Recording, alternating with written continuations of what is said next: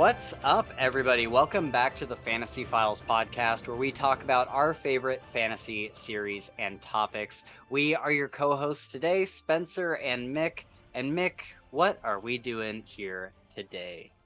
So today, Spencer, we're going to be taking a look through Goodreads, and we're going to be talking about some of our favorite books and reading one-star reviews that other readers have left.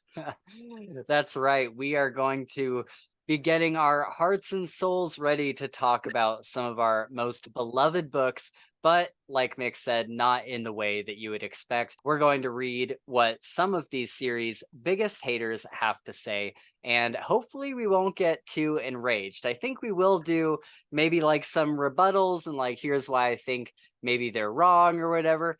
But hopefully we won't get too out of control. Do you think, Mick, that while we're reading these reviews, any of these people will have things that will make us not like reconsider the book as a whole, but maybe like, oh, I didn't think about it that way, and like maybe that's a good point, or I I don't definitely know. think we're gonna. I definitely think we're gonna come across a few instances like that. Yeah, definitely, Yeah. where maybe a different perspective, or maybe someone doesn't quite like the exact same type of thing that we go for. Yeah. But I think it'll cause some introspection, I guess. Yeah, for sure. Yeah, I'm excited to see what we have here. I've actually never ever, I mean, besides like coming upon them just out in the wild, I've never looked into one-star reviews for my No, me favorite neither. books. Yeah. So I know, Sometimes if someone I know has posted a review, I'll read it, but yeah. otherwise I don't go through them. Right, exactly. Yeah, this is something that's really popular on YouTube in the booktube space, is to kind of react to poor reviews for some of your favorite works. So I think we'll have a lot of fun here. They always seem like really fun videos whenever people are Yeah. doing it. But yeah, guys, you can follow us on or reach out to us on Twitter and Discord, which are linked in the description. You can also support us over on Patreon if you'd like to do so, where you can get exclusive content. There's more exclusive content coming soon. We have one pretty big video that's up there, and then we have like some downloadable bookmarks. But I think here in the next week or two, we're probably going to be recording some more exclusive Patreon content. So if you'd like to get in on that, you can support us for as low as $3 a month, or up to, I think the Night Angel tier is like 12 or something. And at that tier, you can get your name shouted out in the podcast, like Shad Zaman, who has backed us at the Night Angel tier for like 3 months or four Yeah. months. What a dude. Thank you so Yeah. much, Shad. Thanks, Shad. Um, but yeah, so yeah, you can support us there if you'd like to do so. That helps pay for our like Adobe Premiere and subscription services. That's, where you get all the copyright free music and all that we use. So there's that. And then also liking and subscribing to the channel here on YouTube helps us out a ton. So thank you for that if you are a subscriber. And if you haven't subscribed yet, what is What wrong are you with you? doing? What are you Yeah. doing? So yeah, today we are here to talk about our favorite books, but looking at one-star reviews. But before we have we been reading anything interesting lately? Anything out of the norm, like not for the podcast necessarily? So I've been pretty much devoted to Red Rising, the sequel trilogies. I've been Mm, doing them on audiobook. yeah. Um, almost finished with Dark Age right now, and Okay. I'm loving it. I'm liking the extra POVs in the Hmm. sequels. I think it kind of adds some extra depth to the story, some different perspective. I think it's really cool. Um, and then also then physically, I've been reading Malazan, just finishing up Memories of Ice right now. Yeah. And spoiler alert for when I make the video on the channel, it's probably the best book I've ever read. Wow. Yeah. Oh. Yeah. And viewers or listeners, that's another thing. Mick just uploaded Yeah. his intro. I don't know exactly what to call it, but like an intro to Malazan, but more of like an intro to the reading series that he's starting on the channel. Yeah. So he's going to be going book by book, having I'm assuming full length podcast type episodes where he brings Yeah, on guests and does a deep dive into each book in the series. Go check that out if you'd like. You can see what his reading order is going to be. I think it's changed a little bit. I saw in the comments. slightly, yeah. But Yeah. they're kind of more the side novels and short stories and stuff like that have changed that order around slightly. Okay, cool. But yeah, it was a great video. It did really good numbers on our channel. I was really surprised how many what kind of numbers it did within the first 24 hours. Yeah. So go check that out if you'd like. That was a really, really fun video. So you're reading Memories of Ice, or is Hmm. that right? Yeah. Memories of Ice Memories of Ice, yeah. in physical form. When you Hmm. finish Dark Age, are you planning to go straight to Lightbringer, or do you have other stuff you're reading? I might read one book in between on audio, The Combat Codes by Alexander Darwin. Oh, okay. I did get an arc of that from NetGalley, but I just didn't get around to it by the Yeah. time it was due to be released. So I just want to catch up and do a review for that. I just felt bad for not getting around to it because it is something I wanted to read, but Yeah. just didn't have the time. I think I was focusing on Cradle a bit too much for a while. Yeah. Yeah. Combat Codes is something I know that's one of Zach Argyle's like favorite books of all Oh, time. cool. Yeah, he loves that book. So I've definitely been itching to check it out as well. You'll have to let me know Yeah, if definitely. it's good. What about you? What have you been reading? So I I mean, literally for the past month or more, I've just been balls deep in Harry Potter, which Oh, sounds, yeah. it's not, I said that out loud and Oh, I was like, I yeah. shouldn't have said that. Um, Pinky. but who knew?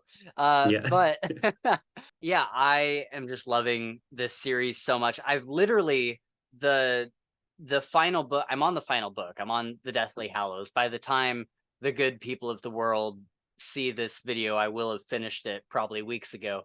But I think it's like it's one of the darkest things I've read this year, and that's not something that I was expecting from Yeah. Harry Potter. It's definitely you know, I say this all the time, but I know it's kind of a joke on the podcast that I like tear up at a lot of books, Yeah. but this is in like just the series as a whole, let alone the final book or the final two books.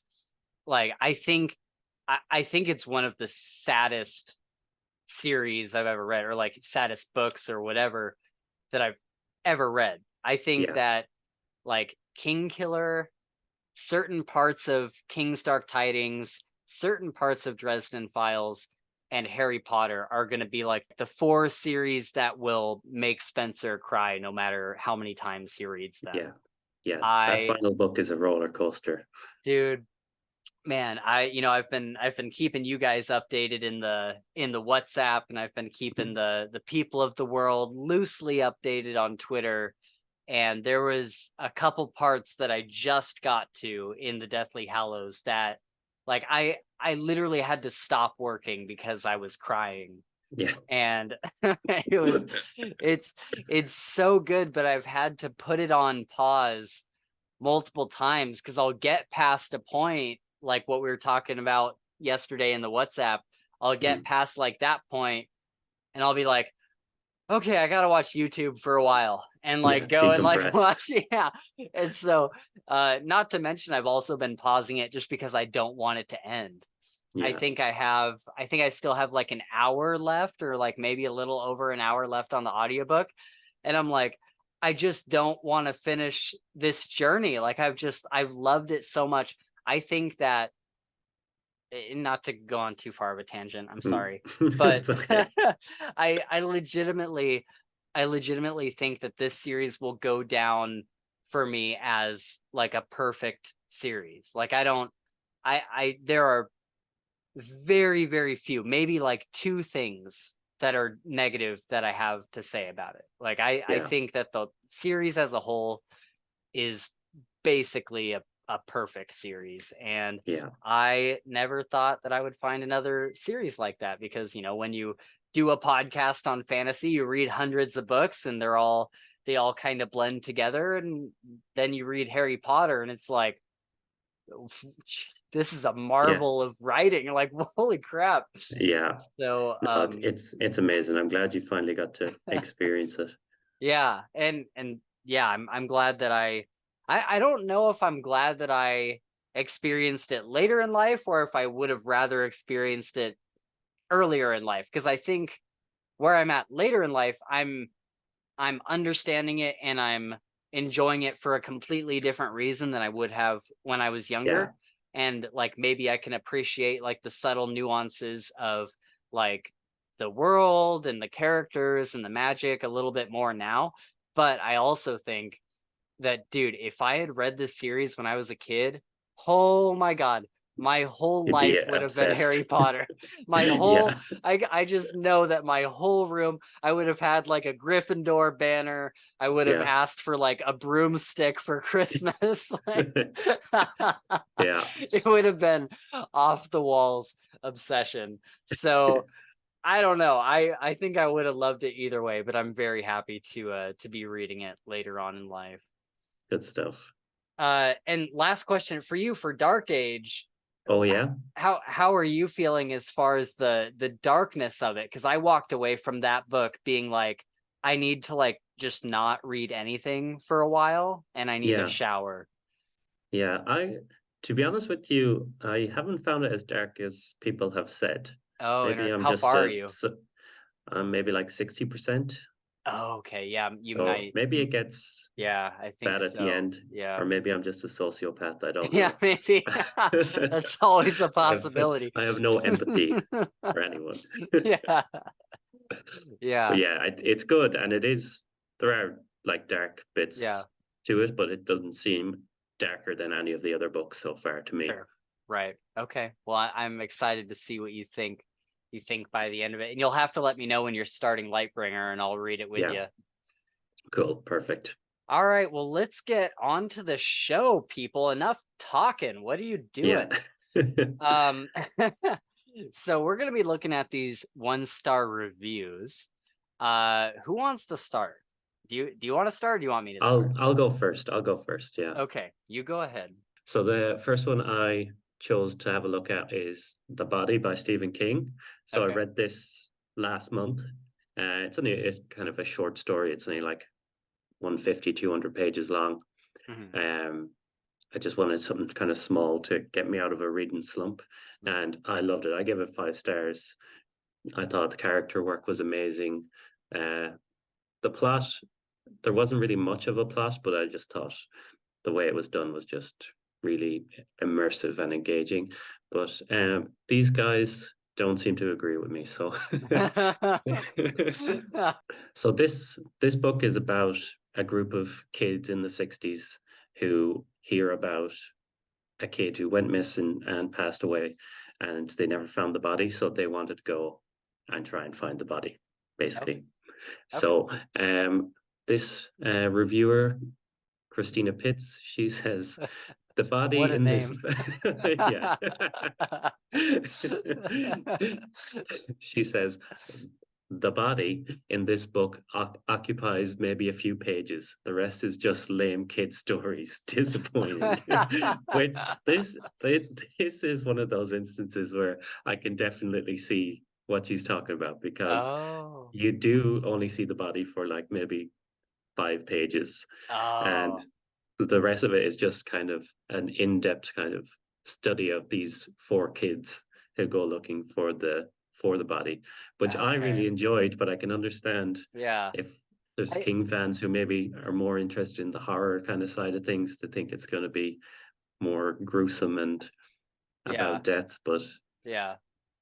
I always feel a little like trigger shy when like choosing a Stephen King book to read, because I feel like he kind of does that a lot. Like with yeah, I didn't read it, but I've heard from multiple people Fairy Tale. Most of yeah, that book was the kid getting to know like this old man, I think, and it was like the relationship between them. They were like neighbors or something. I don't know the specifics, but Hmm. it was a lot of the real life stuff, and he didn't even go into the fairy world Yeah. until significantly later in the Yeah, I've book. heard that too. And yeah, there's been a couple other ones that are kind of like that. um I know there are certain books that have kind of upset me in the same way, like the Ryuria Chronicles or Revelations or Okay. whatever. Yeah. If you go to Google and you type in what are the best heist books or what are the Mm. best thief books, Ryuria always comes up, and I Mm. don't fucking know why. Because there's maybe like 5 pages in that entire series that have any sort of thievery or heist or Yeah. anything, and the rest of it is like Dragonlance, like fighting like big magical creatures and doing like typical fantasy stuff. Um, and And the so I first book is called Theft of Swords, isn't it? yes, Yeah. it's like where's the sword that they're stealing? But yeah, I remember like reading those books and being specifically upset that there wasn't because I Yeah. don't know, I bought like a whole like omnibus thing, and I was, or like a, yeah, omnibus, and I was Oh just yeah. like, what the fuck did I buy this for? So Christina Pitts, regardless of your unfortunate last name, Yeah. I toast to you, and I understand. Yeah. I don't know if you're right about this book, but your general opinion, I'm with Yeah. you. Yeah.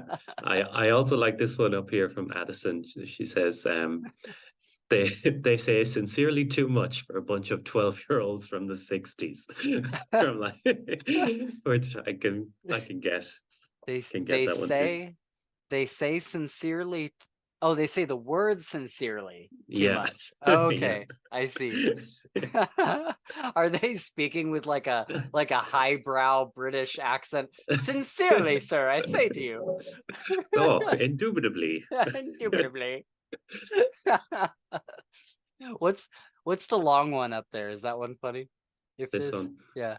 wasn't for book club, I probably would have abandoned it. The story was so slow and nothing really happened. I guess it was a coming of age story, but 14's going to look at a dead body, get chased by a dog, threatened by multiple people, hear a ghost, and then just leave after seeing the dead body. Was very anticlimactic. Yeah. That's funny. Yeah, it's more about the journey, not the Yeah, destination, you know? right. Oh, that's great.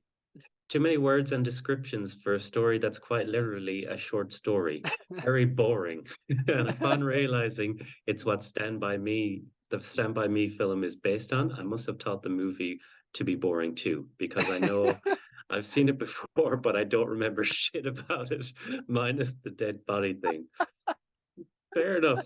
I haven't watched the movie, so I don't know if it's any better or worse than the book. Oh, also, also, I've seen glimpses of other books by Stephen King. Why the fuck does almost every child cuss as much as I fucking do? I didn't I like start. the cussing. Yeah, me too. I didn't start swearing until I was around 14. These boys are around 12. I don't know. I feel like Stephen King is often writing from like the perspective of the 70s, right? Yeah. You know what I mean? And I feel like if you've seen Dazed and Confused, you Mm. know that kids were little fuckers back then, and they like there's a reason they were called door latch kids, because Mm. parents would literally kick them out of the house and be like, don't come back until it's dark outside. Yeah. And so then you just have Lord of the Flies happening outside Yeah. with all the kids running around together. Yeah. No wonder they were all doing cocaine by the time they were 6. You know Yeah. what I mean? And these guys, yeah, they're 12 years old and they smoke so much. They're like talking about Do they smoking like really? yeah. Okay, you're up. Okay. Okay, so as many of you know, the Dresden Files is one of my favorite series, and Stormfront, it's not my favorite book in the series by far, but I didn't want to pick one that was further on in the series just in case there's like a lot of spoilers in these reviews and stuff. So I wanted to limit to the first one, and I think there is a lot to criticize about it. So we'll see what people say, but there's sometimes people criticize Dresden Files for things for reasons where I'm like, you shouldn't be criticizing it for that reason. Like there's Yeah. plenty of reasons to criticize the first couple books, but like just chill out a little bit, okay? Yeah. So if somehow you don't know, the Dresden Files is basically a grown-up Harry Potter in Chicago, and he's a private investigator, and he handles a lot of like supernatural cases. So there's kind of this hidden world of the supernatural within just the world in general, but we're seeing it from Chicago, and Chicago is kind of a nexus point for all of these. Like probably the most supernatural occurrences happen in places like Chicago or other like very supernaturally charged locations. But anyway, let's see. Let's find one that's good. Oh, here's a Matt's fantasy book reviews. We Okay. were just talking about him. Let's read this one. Okay. Sorry, Matt. Both the most boring and misogynistic fantasy book I've ever read. Not a great combo. I have something to Yeah. say about it already. Yeah. This is my first urban fantasy book I've read, and I had a lot of hope about it being a good series. I've heard great things about it from a variety of people, and also have been told that the first book is the weakest in the series. Unfortunately, I don't think I was adequately prepared for just how bad this first book was. Yeah. The opening premise of the book is an intriguing one. You have a modern day cynical wizard detective. I like wizards, I like detectives, and I like cynical characters. What a great combination. Unfortunately, the main character is so misogynistic throughout the entire book that it's hard to do anything other than cringe when he talks. It's not funny, it's not interesting, and it's just hard to read. And even worse than this, but the rest of the book doesn't make up for this fault because it's incredibly boring. The pacing is slow, the scope of the story is very small, the world somehow doesn't feel very well built, which is shocking given that it's taking place in a real city, and the ending doesn't feel rewarding. Oh my god, dude. I'm left I'm left scratching my head wondering why people love this series. While I know this book is considered the weakest entry unless this series takes a dramatic turn for the better, I'm just flat out missing something. Maybe Oh you shouldn't man. have read that, Yeah, Spencer. dude, that is a tough one for me. I disagree with nearly 100% of what he says, and I'm not going to rip into him for it or anything, but Yeah. I think so let's start with the whole misogynistic thing. Yeah. This is something that is uh pretty consistently said about Harry Dresden from people that don't like the series. Yeah. And I feel like it's kind of low hanging fruit to a lot of people. Like it's really easy to look at a character that, likes beautiful women, and but also has a side of him that is like he's very chivalrous. Like he's an old Yeah. school kind of guy that's going to hold a door open for a lady, and he believes in protecting women and children. Not, he doesn't go so far as to say that like women are weak or anything like that, but he Yeah. does believe in the old school values of, you know, it's kind of been this traditional role for men throughout history to protect their women and children of their community. And so I think that gets taken, and I don't know exactly what he's referring to as far as this book being misogynistic. There's a couple different things that it could be. But I think if it is that, I would say, take a look at the time that this book was written, and also think about think about like what a good man would do in a dangerous situation. Like I Mm. kind of feel like any good man would first and foremost protect the women and children. Maybe that's because it's a long held historical, trait of men. Yeah. Um and I don't think that the act of that is necessarily calling the women that you're protecting weak. It's a hard topic for sure, and I'm Yeah. not well equipped to talk about it entirely right now, but I think people look at that and they judge the series as being misogynistic or whatever based on that. The other part of it is, and where I can see where he's coming from if this is the case, is that earlier, especially earlier on in the books, it gets significantly better later throughout the series. Which book are you on? Are you on I Changes? I've no, I've only read the first three.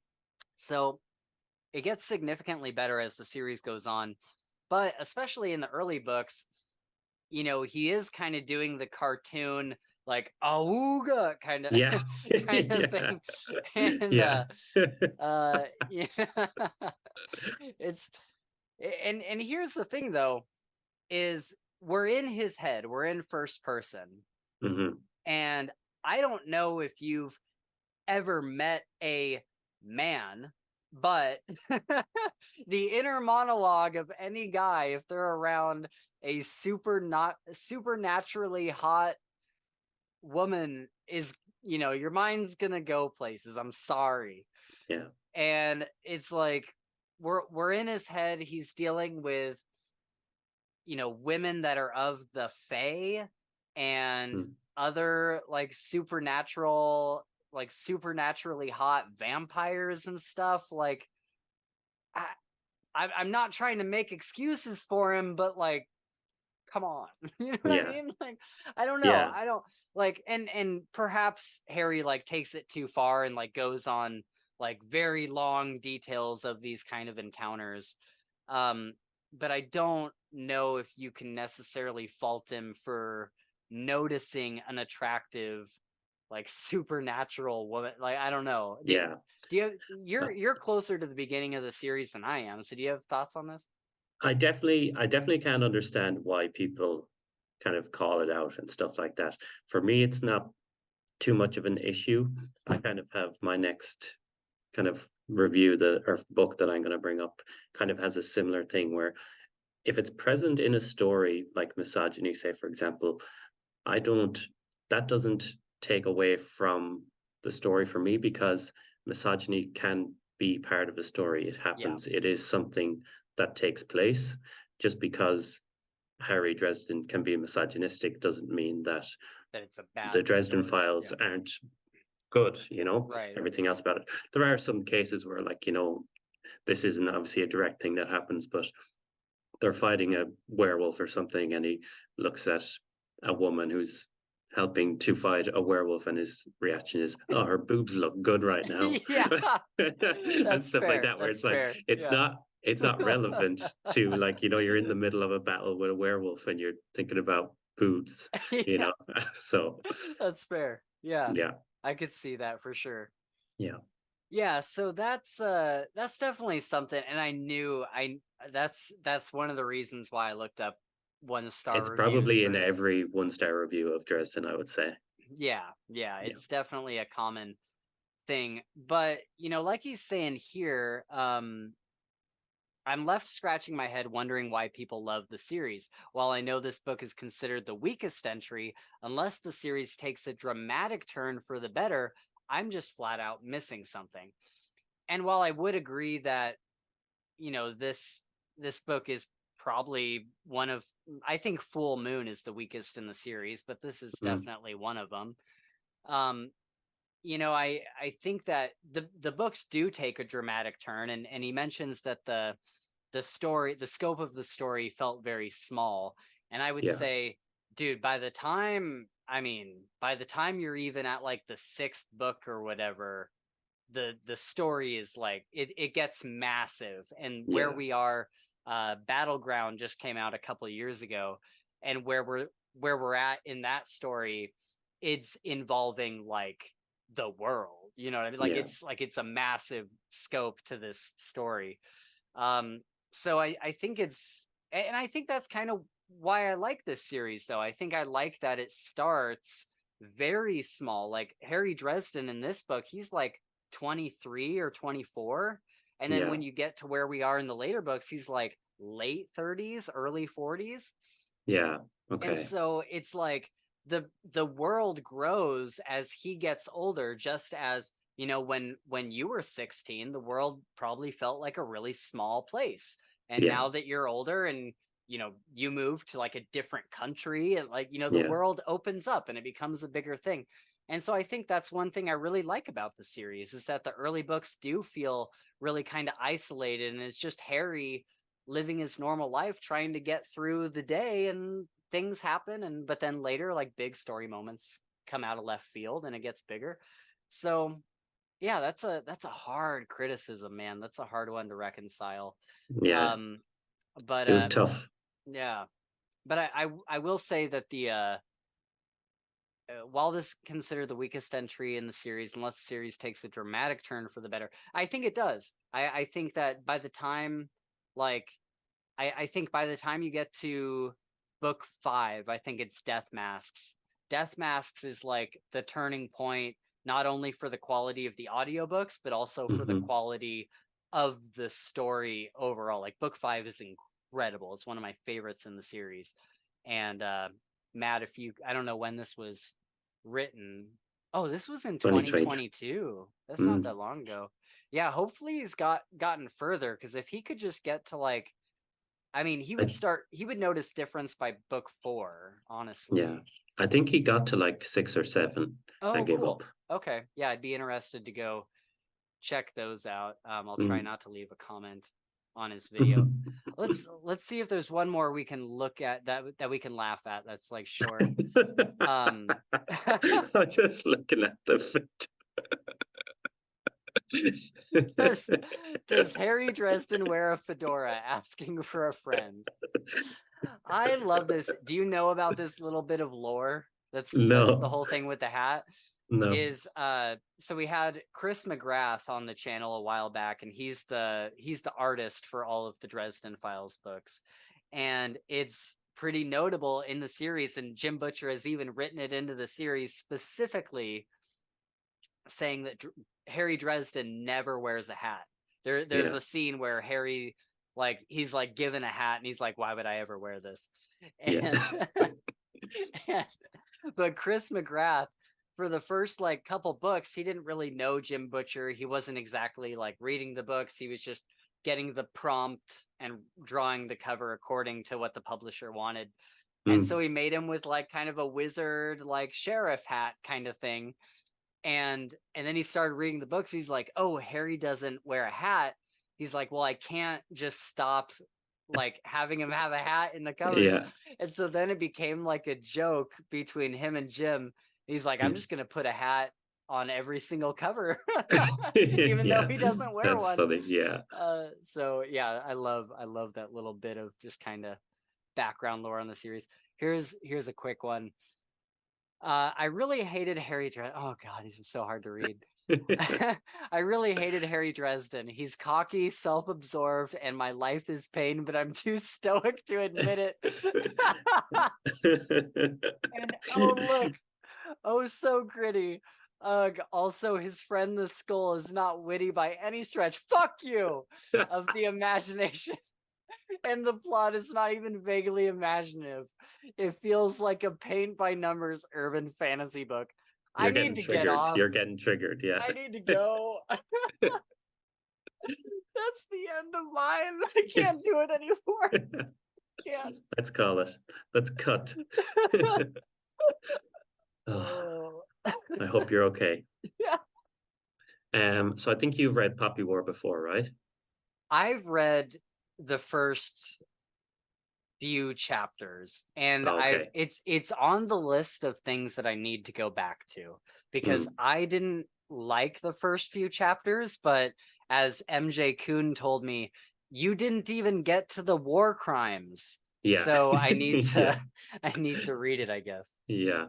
This is kind of this comment here is it's kind of something similar to the misogyny in Dresden Files. So Hmm. I just wanted to touch on it. It's about like the racism in the Poppy War series, Okay. which is it's based on the Chinese is it Civil War or they're like Oh, I don't like the overtaking feudal. Japan or something like Yeah. that. I'm Hmm. I'm butchering it. I don't know exactly what it Sure. was, but so this reviewer says, warning: do not support this racist author. Book is awfully racist. Um, let me It just read this here. isn't the author. Isn't the Yeah, the author like author Chinese? is Chinese. Yeah, Yeah. yeah. So, um, I'm seriously considering stopping this novel. The author has decided to include the most degrading monsterification, othering, and inhuman subhuman characteristics towards the darker skinned characters of the novel, and then continues to stereotype and tropify the dark skinned people of the Spearleys, who would have guessed were murdered in genocide that no one cared about, except, of course, the people were superficially disappointed that their fighters had been disseminated. When the only surviving Spearley of the murdered race was dueling in some stupid school battle, this is what was said. That was, Kite flapped his hands. How? Doesn't he feel pain? Rin demanded. He's not human. He's not, said Reban. He's a Spearley. So this is something I don't see this as making an author racist, even if R.F. Kuang wasn't Chinese, if she was American or British or something like that. I Hmm. don't feel like characters having a racist point of view in a book makes the author, it doesn't mean that the author has that point of view as well. And they're like Right. um, personifying this kind of thing, their views on a certain race in the story with these characters. Yeah. I don't. I just don't see how they can make that assumption because racism is a pretty common thing in a lot of fantasy series because you've got such different races, different kind of species and stuff like that. There Yeah. are going to be people in that world who have those different types of views. So I don't think it's racist to portray those types of characters. Doesn't reflect on the author, I don't believe. So I think Hmm. that's a pretty harsh review there from Sun Tops. Yeah, that's so maybe I'm missing like the greater context of the Mm, passage, but I don't even know that which is in bold right there. yeah, I don't even know how that could be construed as racist, and maybe I'm like missing the greater point I of think of basically that conversation. so the Spearleys are like this race.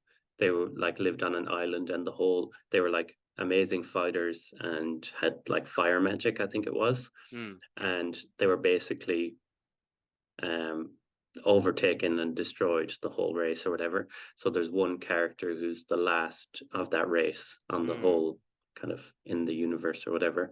And Okay. they're basically saying he's not human because he is a Spearly. So they don't even Hmm. classify him as a human. He's like Oh, something I different see. altogether. Yeah. Does anybody else have powers like them? Yeah, they do, but not that specific kind of. Oh. There's different Hmm. people have like water magic or Right. Okay. air magic and stuff like that. I think it's a while since I read the books, but Yeah. yeah, the specific kind of fire was seen as like a destructive magic, and the people were then classified as, angry, hot-headed, destructive people because of that type of magic that they had. Yeah. Well, I think you could look at that phrasing there and even, you know, like maybe in the book they did mean it in a racist way, like I'm not Mm, entirely sure, but you could look at a great basketball player make a mm, huge leap and dunk a basketball and say he's not human, just as like a yeah, turn of phrase, you know what I mean? yeah, And so I think that if this reviewer was trying to make a point that the book is racist, that may have not been the best quote to yeah, use just because it doesn't seem very racist. But yeah, let's say that it is. mm, And I think that like if those characters were racist, even in the context of this world, I think that with grimdark books, that's kind of the beauty of them is that you see the worst of people, and yeah, like I think that's interesting. There's some kind of indulgence to see, even though the reader would never say or do any of the things that some of these grimdark characters are doing, it's interesting to see what a horrible person does in a given situation. And Yeah, I think that's kind of the beauty of Grimdark, is that it's not just like good guys being good guys and killing bad guys. yeah, It's like, no, we have like these flawed characters who have real issues. And like most of these grimdark characters, we probably wouldn't want to be friends with or associate with. yeah. But it's interesting to see what they do when the world is at stake or whatever. You know what I mean? Yeah. And And yeah. I find that, like, say for example, the character, the spearly dark skinned character in the Poppy War, it the fact that all these people are so racist and kind of subjugate him to that kind of perception, it Mm, builds on his like isolation and his character growth, because you can see how lonely and vulnerable that makes him, and he kind of mm. that kind of it actually leads to kind of aggression and kind of self-isolation within him as well. Okay. So I Yeah, I'm think it gonna, serves it's even though it's not obviously it's not a good thing, but it serves the purpose of the story in yeah, this case, like, you know. right. Yeah, yeah. It's, I mean, it's got context within the world, and Yeah. yeah. Do you see a lot of these kind of comments in the review section? Is that like a common thing, like it was with Dresden? It's not as common. Here's one here. As an actual Chinese person, this book is an unapologetic quasi-propaganda personal politics piece from a white bread cookie cutter well-to-do Chinese American Ooh, whoa. infant. Ooh, that is She- yeah. Maybe Syndrax is a little racist or Yeah. something. Yeah. Oh, that's what it is. The Nanking massacre. That's what it's based on. Okay. Yeah. So yeah, obviously, maybe some people of Chinese heritage find it a bit more Yeah, in insensitive. that's interesting to think about, because like it's written by a Chinese author, but maybe other Chinese people don't appreciate the way they're portraying things. But I think, like, not to say that the Poppy War is like real history or anything, but Mm, I think there is value in examining some of the darker sides of all our cultures, mythology or not. Like there's yeah, plenty of Anglo-Saxon um fantasy books that delve into some of the darker things of people of our ancestors and whatnot. I think we all know what I'm talking about. yeah, And fantasy books cover that as well. And I think there's merit into to looking at some of that darker stuff sometimes and taking a learning lesson from it and whatnot. sure. Any funny ones? I DNF, don't wait, know. what'd she say, DNF? I didn't know what to expect from this book, but the reviews were so good that I dived into it with high expectations, hoping in a great story. I was wrong. The first 130 out of 170 pages were kind of interesting, but the more I read, the more I got bored. This book has no emotions, no feelings. The main character feels nothing. She only cared she, she only cared in discovering her power, and I couldn't care less about her. Plus, the story itself was flat without a strong world building. I'm very disappointed. Yeah, I can understand the criticism of Rin, the main character. Yeah. Um, that I that's that's kind of kind of on point. Yeah, okay. That's kind of how I felt about who's the guy from Cradle? Oh, Lyndon. Lyndon. Yeah, that's kind of how I felt about him at Mm, first. I came around on Lyndon at the end, I think, especially in Waybound. But for a long time, I felt that way about him, that he was pretty flat and that he just wanted power for power's sake. yeah, Um, yeah, I can see that. Not too many funny ones, unfortunately. well, it's not a very funny book, I assume. Yeah. Like, No, it's not. Yeah. You want to do your all next right. one? Yep. Here we go. Okay, so let's find a good one. Here's okay, he added a picture. Let's see. This is from Lynn. Uh, blah, blah, blah. I'm a thief. Mad DNF. Okay, so I get to be the odd man out this time, the cranky old curmudgeon who failed to like a wildly popular book. Okay. Many of my Goodreads friends loved this book, which was hyped as a mix between The Godfather and Ocean's 11. I would not agree. Mm, And that sounded great. It also sounded pretty good with a Fagin, an Artful Dodger type situation. I also thought the writing was akin to Brent Weeks and China Mayville. Wow, okay. And then the rest of the book happened. I just did not care anymore about the story, the characters, and am foggy at why and how popular it is. Life's too short, too many great books to read, and I invoked my 100-page rule. It was a stretch just to get that far. So it sounds like, and I don't like to say this a lot, but it mm. sounds like maybe he just didn't understand the book. Yeah, Have you read Liza Locke-Lamora? I have. Yeah, I've read the Okay, first book. yeah.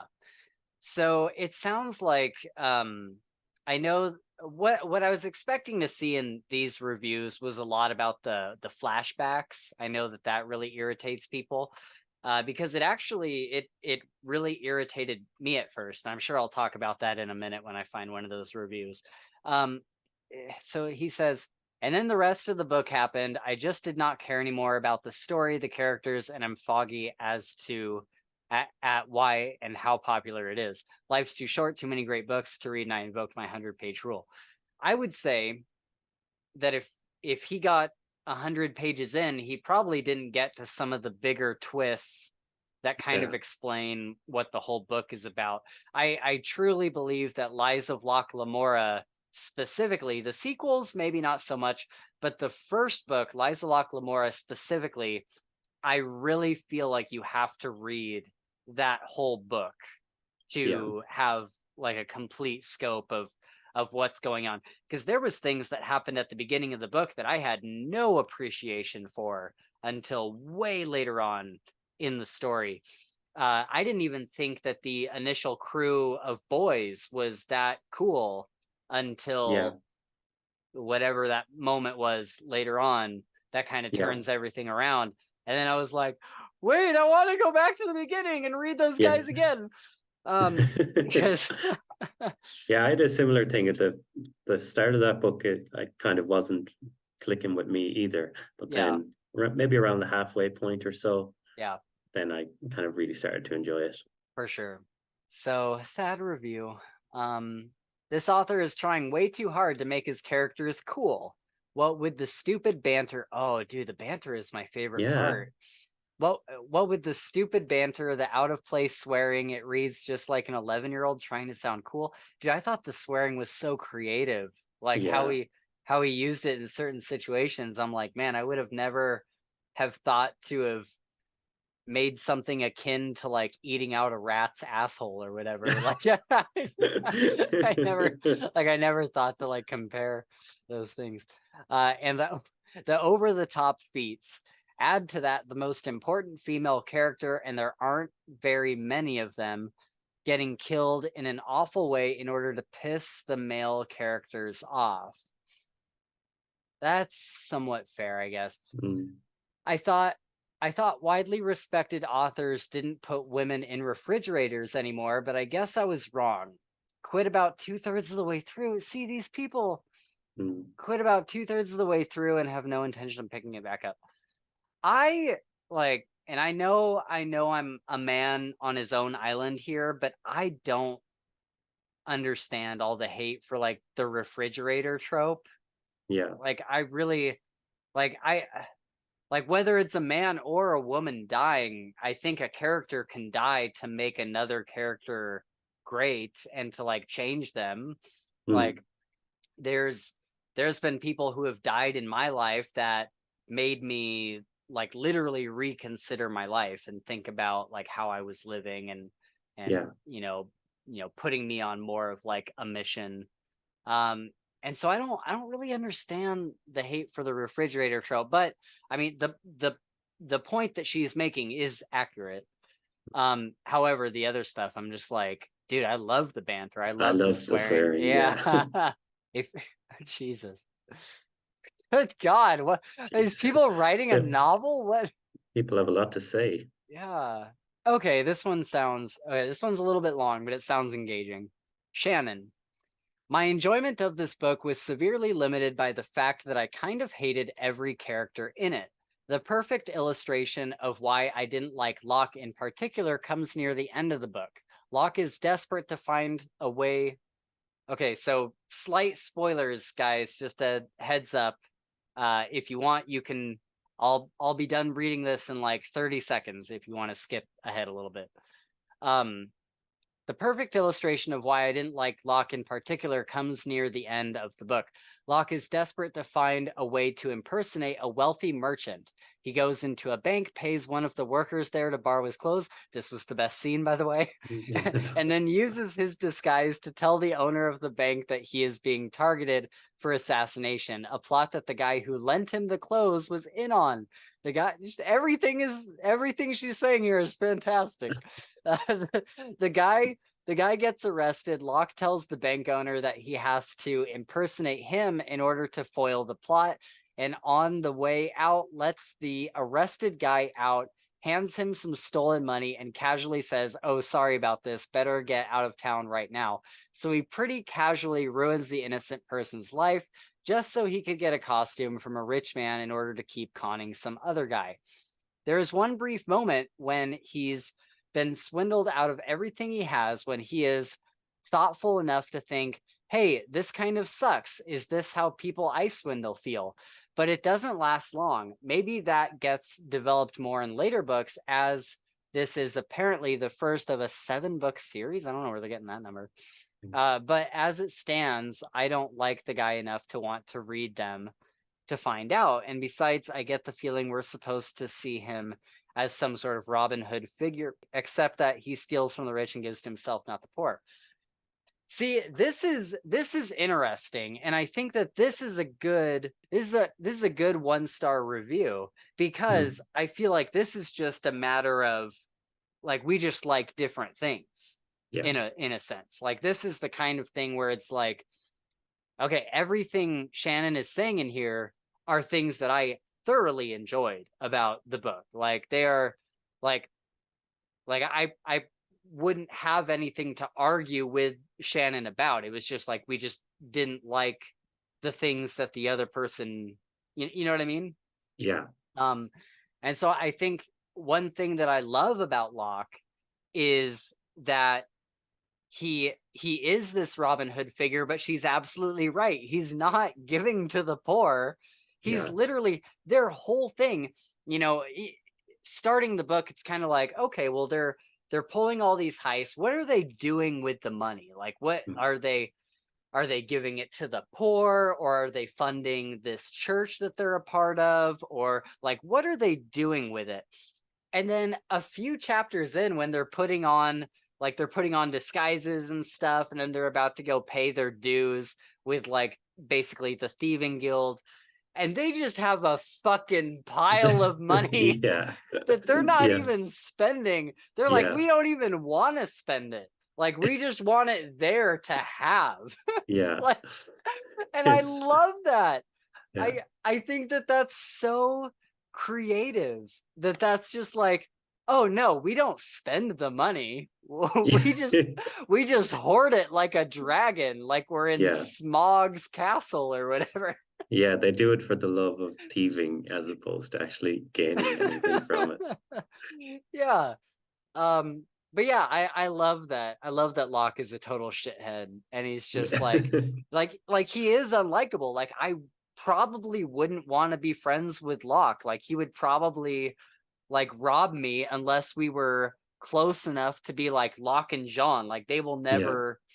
they will never fuck each other over. But if you're just like a casual friend of Locke Lamora, Yeah. you're fucked, dude. Yeah. uh yeah, I think that's, am I at the end? Is this what the end looks like on Goodreads? There's probably, if you go up, there's probably maybe, Oh, yeah, more. click more. Okay. I just want to I'm find just, like one more short witty one. Let's see if yeah. there's, wait, hang on. Copy. Paste. Can I do translation? How have you deceived me with your evaluations, rascals?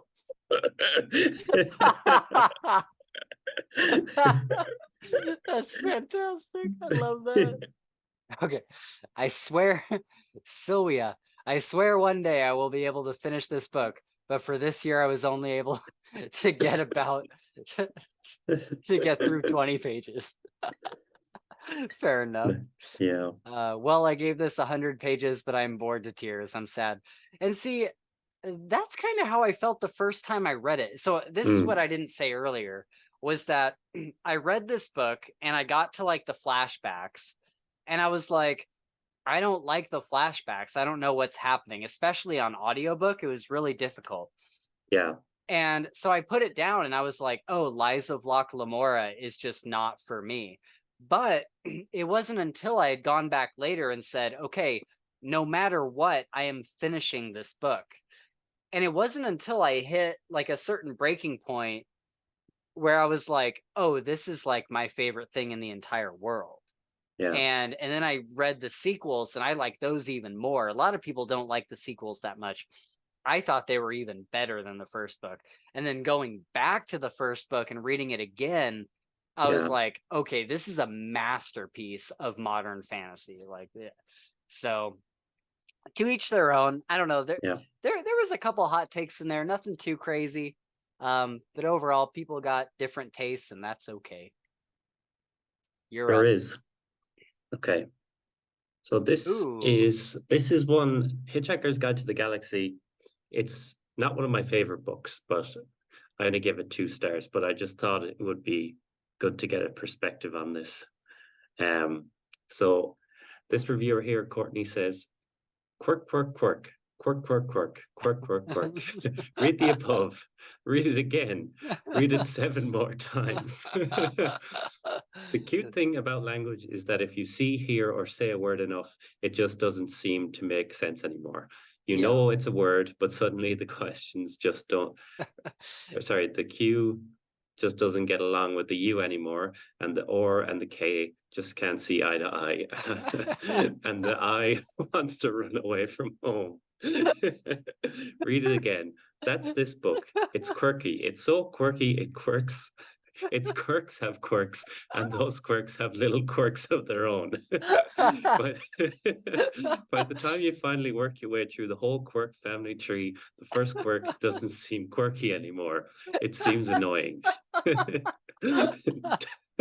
Douglas Adams has force-fed and painfully injected so much quirk into this worthless little novel that it makes your head spin. There is no point to this novel. There is no deeper meaning. The supercomputer chose 42 because it's convinced it's the highest Adams can count. Quirk, quirk, quirk. Yeah. Oh, man. So I have never read The Hitchhiker's Guide to the Galaxy, and you should do a quick, like, what it's about. But I will say, this is like the review that they just gave is exactly why I haven't read it yet, because I think that I would feel the same way. However, there's been a couple reviewers that have almost gotten me to read it. Yeah. But Hitchhiker's Guide to the Galaxy and Terry Pratchett or Discworld are two things that I just don't think I would necessarily jive with. But and I'm willing to be convinced, but I think that I would probably fall along the same lines as that hilarious review. Yeah. And it is true, like it's there are funny parts to it, but it's just so over the top and so constant that you start to get just sick of the jokes and you just want the plot to move. And then it's something stupid, like suddenly a lizard pops out of the wall and attacks this guy or something like that, and it just, there's no setup for it. It's just something that's stupid and spontaneous and quirky. So because I don't think I even really know. It's a guy from our day and age who gets sucked to the future somehow, right? So it's It's a guy on Earth, and these aliens come to destroy Earth. And it turns out his best friend is actually an alien who's been living on Earth. So he takes them off Earth, and then Earth gets destroyed. So he's the last human left. And Wow. he's Okay. just trying to navigate the galaxy. Interesting. Okay. Yeah. It's a cool premise. It is, yeah, it is. And the character, I think his name is Melvin, the robot, but he's like the most depressed and cynical Oh, I've heard about this robot guy. ever. Yeah. He's like, oh, why would I do that? I'm just a stupid robot who's no worth nothing. I don't care. I like this one too as well. I've never read a book so far up its own ass.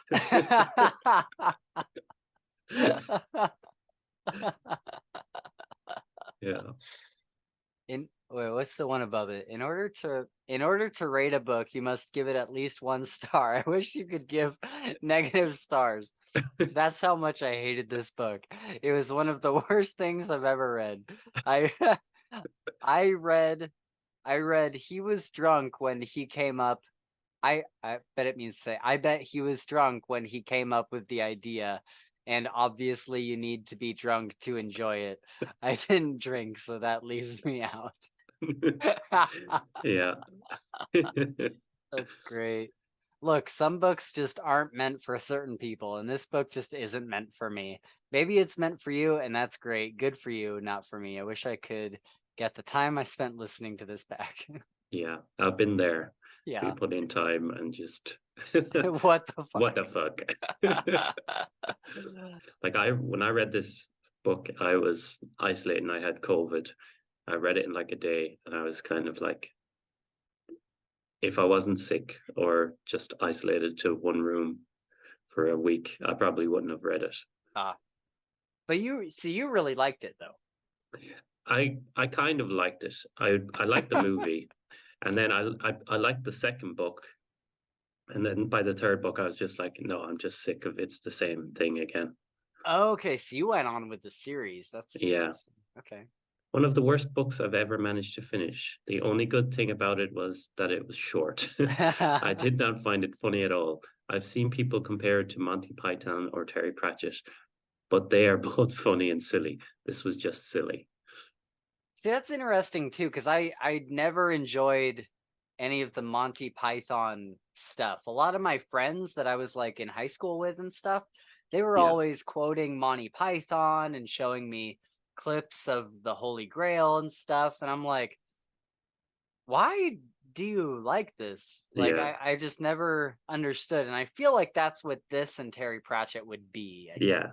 Like with Monty Python, for every funny joke, there's like 10 that are crap.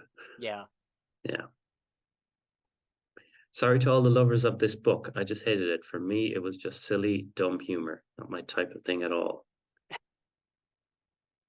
What's this one? What the hell? This was a total load of crap. It had an amazing beginning, and then after they go into space, yeah, it sucked ass. I feel like it was a bad acid trip written on a roll of loo paper, while the other thought his turd was a magical fish swimming through the cosmos. I'm gonna like that comment. Yeah, that was great. That's good. Okay, I'll let you share again. Oh, Name of the Wind. This is the Oh, one. This is one of the ones where I'm like, oh, this is gonna hurt if people don't yeah. like it. So, Name of the Wind is about Quoth. Have you read King Killer Chronicles? I got halfway through Name of the Wind and I put it down. I do want to go back though. I'll Okay. probably do audiobook. It's just the framing narratives I just find hard to get engaged in physically reading. Okay. Did you DNF it because you like just straight up didn't like it, or was it just like, I'm just gonna come back to this? It was more a comeback to it because I was like when does the story kind of start, if that makes sense? It feels like he's going back to before the actual story that should be told is being told, you know? Right. So that is the hard thing, is it's not it's more of like the Stephen King thing that we were talking about, where it's kind of like you're looking at a lot of like day-to-day life type stuff. Mm. And not a whole lot of things get answered. Like there are things that get answered in the second book, but I think the more interesting thing about these books, even though the third one's not out, is like all the questions that you have, the answers for the most part are there. Yeah. You just have to like read it a couple times to like really understand like what the greater concept of what's going on. Yeah.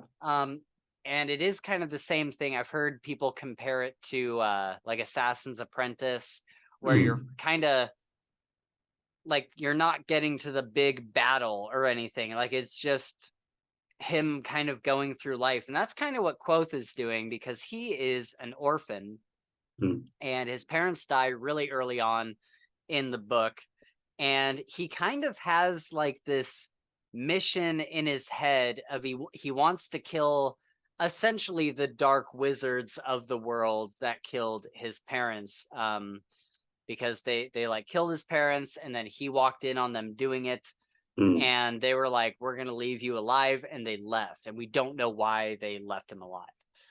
So he kind of goes on, he's like homeless for a while, and then the story really starts when he gets to uh kind of like the Hogwarts of this world. It's like a school for the magically gifted, and he takes classes in various forms of magic, and he also kind of goes on adventures, because the whole time that he's going to this school, his main mission is to find more information about this like secret society that killed his parents, because he doesn't know why they killed them. Mm. um and so for the books, for both of them, really, the second book has significantly more like action and more like action-y stuff happening. The first book is more just like his day-to-day life, and the second book is as well, but it just has like a little bit more to it. But yeah, I like this book because the character work is so well done, and the prose it's like poetry. Like I could drink this prose. I love it so Yeah. much. But it's not like overly flowery. Like at times it is, but it has a purpose in the story to be that way. And like it's part of a song or part of a poem or whatever. Like there's reasons for it to be flowery, but for the most part it's just beautiful, beautiful writing. And Quoth is like an unlikable character for the most part, but he's interesting in the same way that Locke is interesting to read. Yeah. And it's just cool and interesting to watch what he does in any given situation, because you never really know if he's going to do something to like help somebody or if he's going to steal their coin purse and pocket it. Like you Yeah. never know which way he's going to go. So anyway, I highly recommend, especially the audiobooks are like easily the best audiobooks I've ever listened to. Like they're the best, the most well produced. They have the best audiobook narrator Yeah. ever. Like they're incredible. So I highly When I do recommend. go back to it, it will be on audio for Yeah, sure. I think you'll get a lot more out of it in audio. So let's see how. Oh my God. Okay. All right. Jesus Christ. Uh, Rob says, I have no interest in imagining I'm someone who is stronger, deadlier, smarter, sexier, etc. than myself, a famous hero in a milquetoast world, little different from modern North America. Ooh, okay. All right. I I read fantasy to immerse myself in strange worlds ripe with danger and conflict, to uncork primal wonders, and there is none of that in Rothfuss's book. Oh man, how far did he get? Um, his world is about as strange and dangerous as a mashed potato sandwich.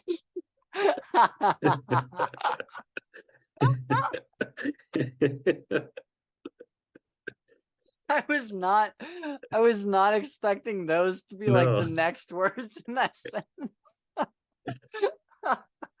Oh, well played. Yeah. His His protagonist is comically overblown wish fulfillment for people who weren't popular in college. I'm absolutely mystified that this novel is so highly regarded by so many. I welcome fans of the book to explain its appeal, specifically writing quality. Oh, no way. I found the quality of the prose very poor. Cliches abound. The author tells rather than shows, and the language is neither poetic nor elegant. Wow. Oh. So for those who find the writing quality high, I'd like to hear some examples of writing they feel is poor quality. That's like Oh, one of the most common praises is the prose and the writing style. yeah. Like he's like, I don't even have any like rebuttal for that. Like he's Yeah. just wrong. Yeah. Um, content. I have no interest in wish fulfillment in fiction. So what other content does this novel offer me as a reader? Is there something in the plot or setting that makes this novel stand out to you as an exception or as exceptional? I would say that to like, and here's the hard ask, right? Because I feel like, and there's a reason why this is a hard ask, is to fully understand why this series is exceptional. You have to read both books, and then you have to go over to a YouTube channel like Captured in Words, where Yeah. he's doing like breakdowns of how all of these little tiny things connect together. Like there's a word in the first book that Quoth reads in some book, and if you take and Rothfuss meant this to happen, it's not just some like crazy theory. Mm. He reads this word in a book, and if you take, I think it's like every other syllable and put it together, it's the name of the guy that killed his mother. Okay. But it's not like directly the name. It's like a name in Latin that is the same as the guy. Okay.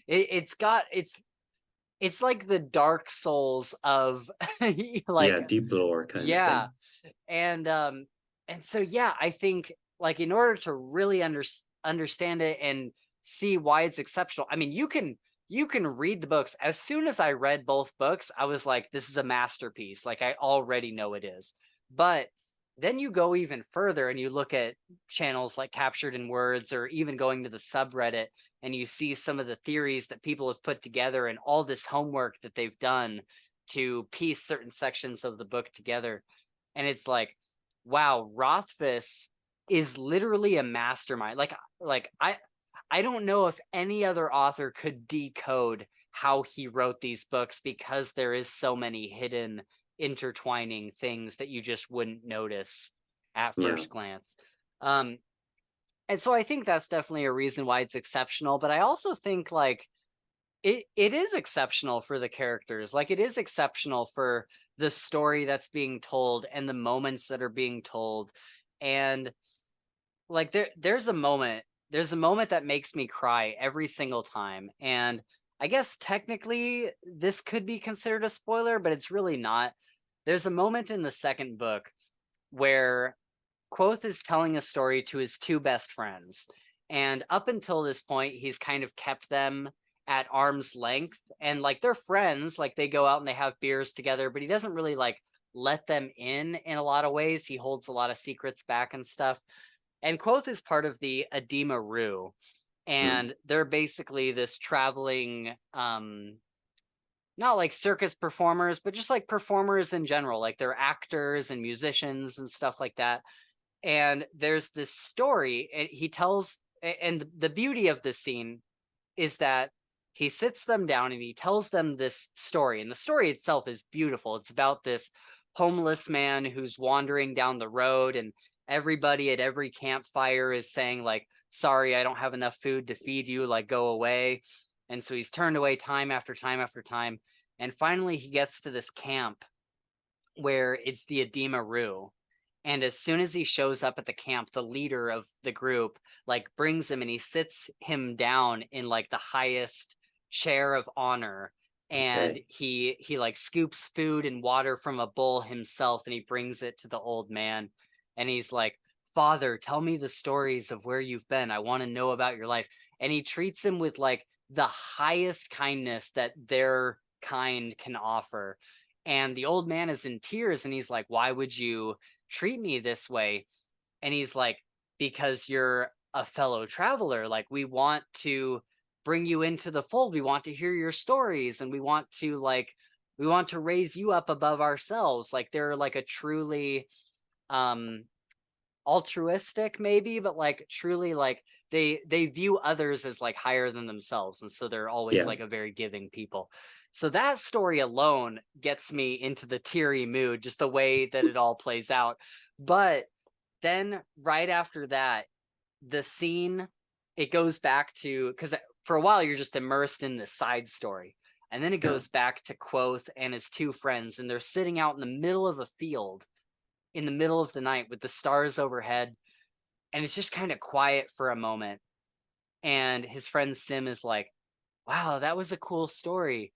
And Quoth is like, "That is a story that only the Edema Rue tell each other. It's not a story that we tell to outsiders." And so Okay. it's the subtle thing of him saying like, "You are now like my family." And Yeah. so it's moments like that where it's like, dude, this series is fucking incredible, dude. Yeah. Um, yeah, what he's saying here just kind of blows my mind. Like, obviously, he didn't get that far, so he didn't see the scenes that are like that. But there are other ones in the first book that are that same way. Yeah. Um, and so yeah, I think the series is absolutely incredible. But I will comment on one more thing he says here. Mm-hmm. He says, "I have no interest in wish fulfillment in fiction." Um, and even his first sentence here, "I have no interest in imagining that I'm someone who is stronger, deadlier, smarter, sexier, etc. than myself, a famed hero in a milquetoast world, little, little different from modern North America." And I would rebuttal that with saying, like, isn't that why we all read fantasy? Like, aren't Yeah. we all trying to escape a little bit? Aren't we all trying to imagine ourselves as some great hero or some like cunning thief or some evil villain? Like, aren't we Yeah. trying to get into the head of those people? And while there's certainly an argument that can be made for Quoth Like a being a Gary little bit of Stew. a Gary Stew, yeah. I think that it mostly comes down to, if you really look at what he's doing, a lot of it comes down to luck, and a lot of it comes down to his cleverness. Like, he's not some like super strong warrior that can fight any enemy. He's just like smarter and more clever than everybody else. Yeah. And so a lot of the times he's just finding workarounds for the stuff he has to do. Anyway, what's this? A bit of an aside, inexplicably, my 20-year-old son rates this amongst his top 10 reads, eclipsed only by books from Sanderson and Robert Jordan. I mean, where did I go wrong? That's but I harsh. but I digress. On to the review. This must have been Rothfuss's wish fulfillment. This must have been Rothfuss's wish fulfillment because the main character is infused with much beauty and inexhaustive intellect. I'm having trouble reading this. Inexhaustive intellect to the point where he is no more than a caricature. How does this book have even an average of 3 stars, much less 4.6? How? Wow. If you need a book with high fantasy or action and adventure, or even one that has a compelling plot and creative magic system, well, you better keep on needing, because The Name of the Wind is not it.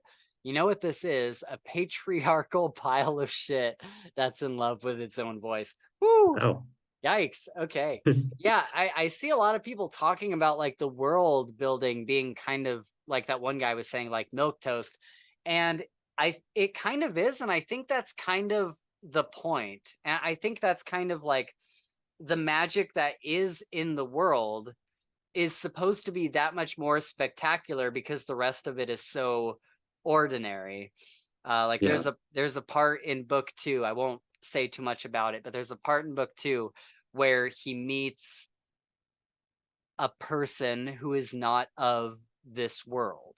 Hmm. And it's the moment that it happens takes you by complete surprise.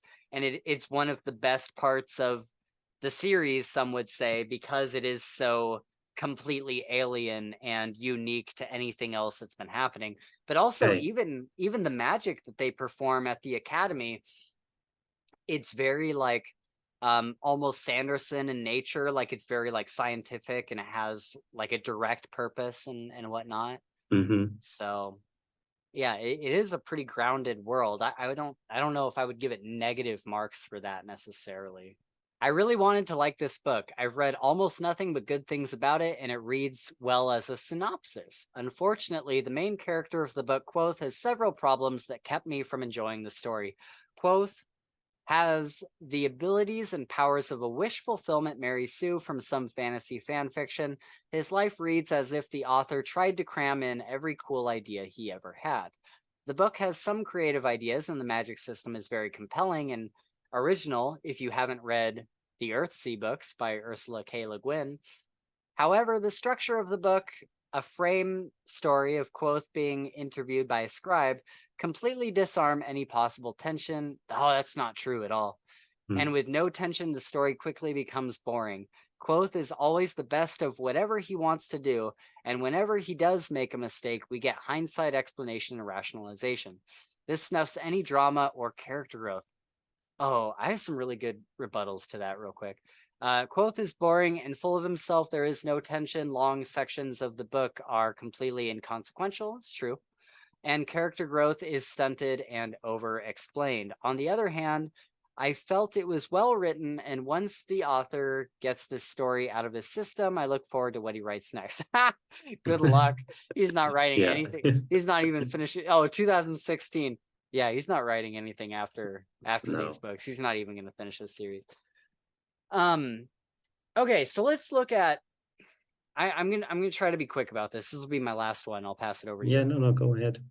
Quoth has the abilities and powers of a wish fulfillment Mary Sue from some fantasy fan fiction. His life reads as if the author tried to cram in every cool idea he ever had. And to some extent, I understand this. I think that he definitely like he definitely has plot armor. I would Mm. never say that he doesn't. Especially because we know that he survives in the frame narrative, which may be part of what this guy is saying. However, I think it's important to remember that Quoth does a lot of work to become as clever as he is. And like you see early in the story that even as a child, he's a very clever and quick-witted kind of kid, and that only snowballs as he gets older. Um, and I think that this book is kind of a study in that you don't necessarily need a character to be brawny or extremely skilled with magic. Like Quoth Yeah. isn't even that skilled with magic. Like compared to some of his peers, like he's not even like the best like mage or anything at that school, like not even close. The how he makes up for it though is that he's clever. He's able to do the spells that he's able to do because he can think of like, oh, what if I combined this potion with this spell and kind of like, you know, put them together in some way and I can achieve this effect. And so he thinks his way through things. And so that's where a lot of like his abilities and powers come from. Like I'm not even sure what he's referencing there because he doesn't really have any like abilities and powers besides Yeah. like eventually he does kind of like call the wind, and that's kind of like the big thing that everybody knows. But that's like the only trick that he really has, and he can't even do it on command. So um okay, so then this book has some creative ideas, and the magic system is very compelling and original. If you haven't read, I haven't read Earthsea, so I don't know. Yeah. um However, the structure of the book, a frame story of Quoth being interviewed by a scribe, completely disarm any possible tension. So here's the thing though, and this also goes back to like Quoth kind of being a Mary Sue. You also have to remember that Quoth is is narrating this Yeah. story to future people. So we don't actually know how accurate a lot of this stuff is. Like there's a couple times throughout the books where he's kind of proven to be a bit of an unreliable narrator. And so yeah, you don't actually know if a lot of this stuff is super true or not.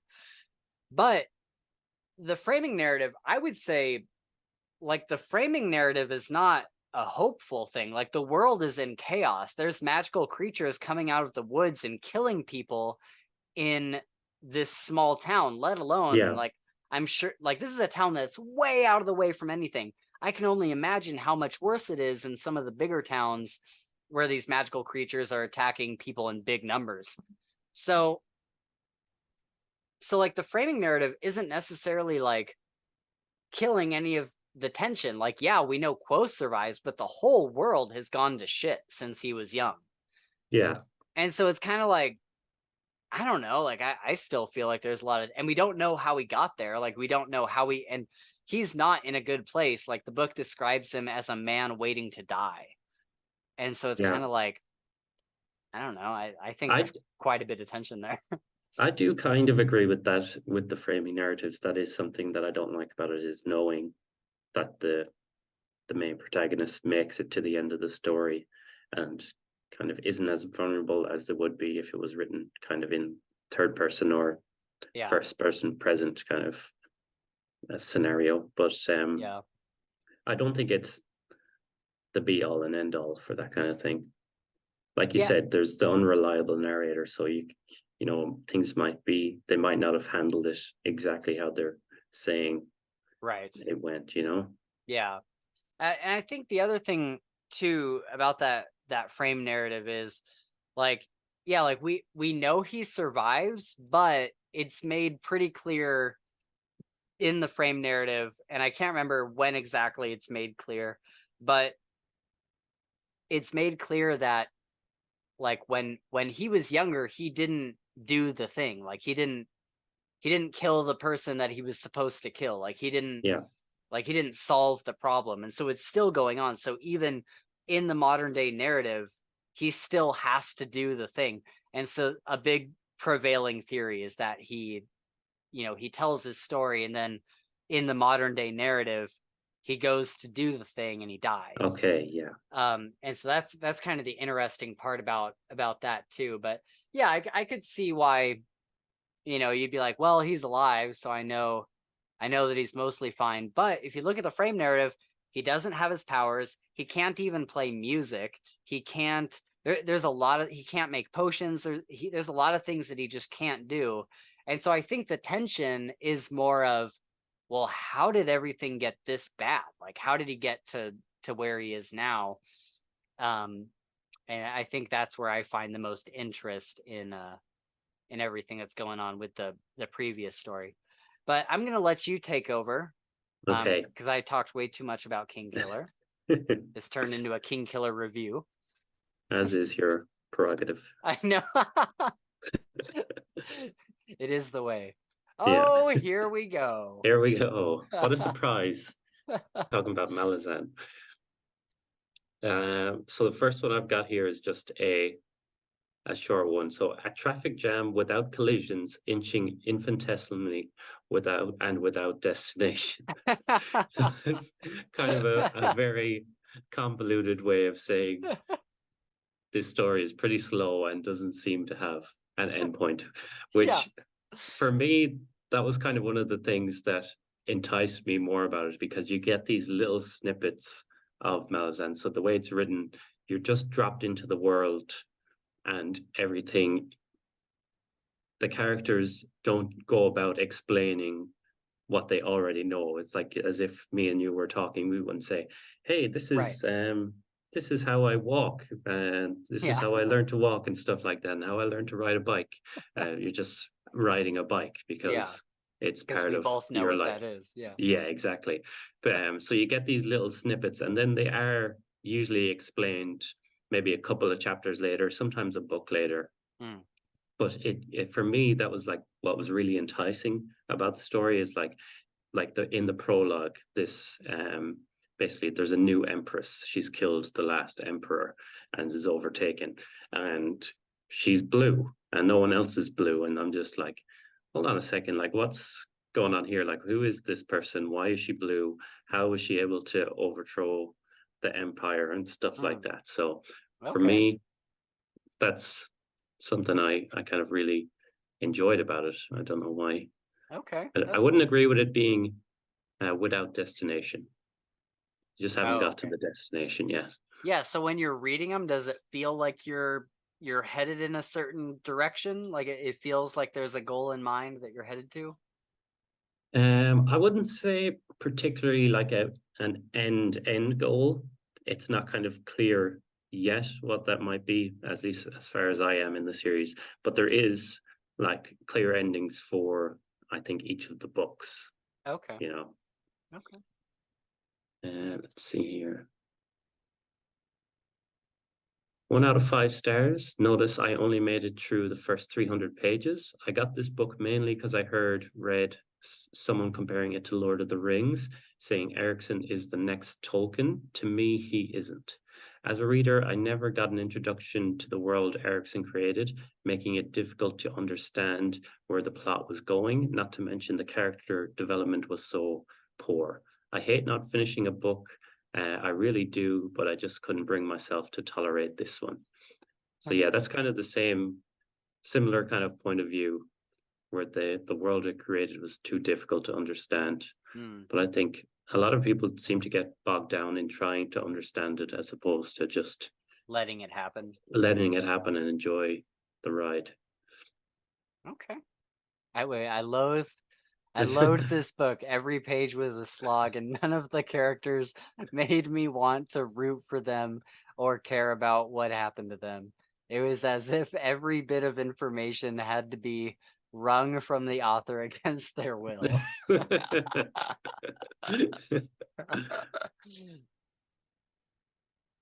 This is precisely why I tend to avoid historic fantasy. Pompous, long-winded, multi-volume crap.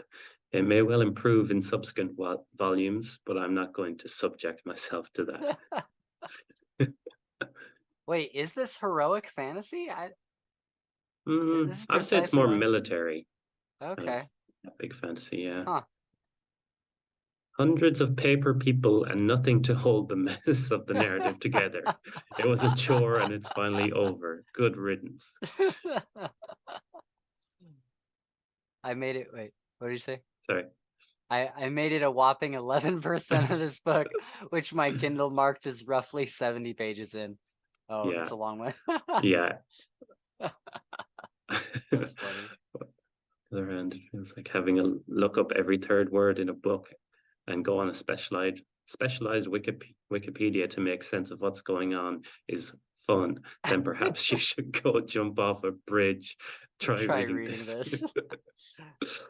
I will say That's that's the problem that Chris, our other co-host, had with Shadow of the Torturer. What's the oh yeah, Book of the New Sun, is it? Book of the New Sun? Yeah.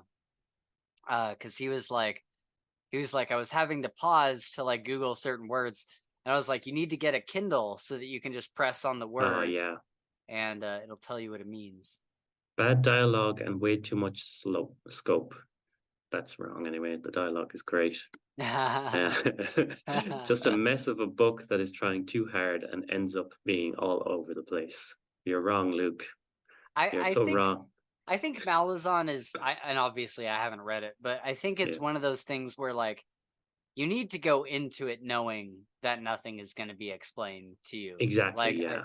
like I feel bad for people that just like picked it up at a bookstore and was like, actually, the one guy I had on for Night Angel, he was Hmm. telling me that's exactly what happened to him. Like his friend just said it's a good fantasy book and you should check it out. He went in with like no preconceived notions or anything, Okay. and Yeah. he like thoroughly enjoyed it. And so I thought that was kind of interesting. I'm like, I wonder what the like Venn diagram is of people that like knew what they were going in for and people who knew nothing to like the people that enjoyed it in the middle. You know what I mean? Yeah. I feel like if I didn't know about the series and picked it up, I wouldn't have been able to go through it, but just had the mindset beforehand that I know I'm not going to understand everything. So just take what I can get and enjoy Yeah, the ride. It's good. So right. yeah. This one says, I read to book 4 twice. So it's kind of split up into books instead of parts. And I regret giving this series my time. Erickson is a master of creating needlessly convoluted plots full of interesting characters who accomplish nothing and say nothing. These books feel like a directionless romp through the very interesting world he's built. Not for me. Oh well. Oh Oh well. well.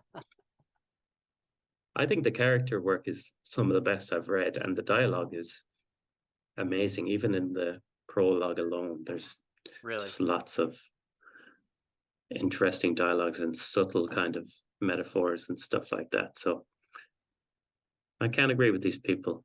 Let's see what you got next. How many more do you have? I just have one more. Okay, so I'll just do one more too. Let's do one that we've both read, I guess. Here, we'll do this one. Okay. I was gonna do The Way of Shadows. Mm-hmm. Um, Night, Night Angel. yeah, Night Angel. I was gonna do that one, but I think I've gotten infuriated enough tonight. So we can share the infuriation with Yeah, King's Dark Tidings. This is another like very beloved book. this is Luckily your it's baby. yeah, this is my baby. And luckily like the 1-star reviews are only like 2%, and like 4 and 5 are sitting at like a roughly like 80%. Yeah. So that's good. John says, do you like Mary Sue characters? The main character is the mother of all Mary Sues. I mean, he is, but there's a reason. I must have rolled my eyes 100 times. He is the best in the world by far at everything. Knows how to assume any role in society flawlessly, despite zero prior experience in the real world. Master of every weapon, knows the exact blueprints by memory of every important building in the known world. The list goes on and on. He fights 15 elite master warriors simultaneously and wins. Now, anyone who knows anything about fighting knows that no matter how much training or skills you possess, you will not survive being so outnumbered. Hey, guess what? It's a fantasy book.